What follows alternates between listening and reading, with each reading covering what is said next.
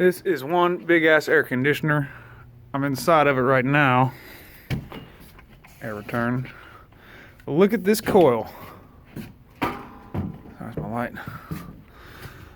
That's 12 layers thick, 1/2 inch tubing. I don't know. What, 30 feet long, probably, something like that. $10,000 scrap job. This return here goes all the way down 10 floors. It's kind of hard for me to get in there and show you.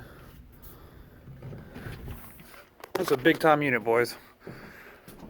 This whole thing, one unit.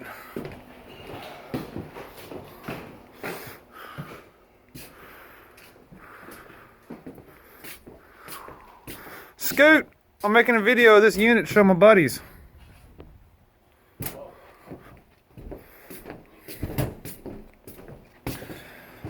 Big time drives, big time tuna. Let's look at these blower motors, tuna.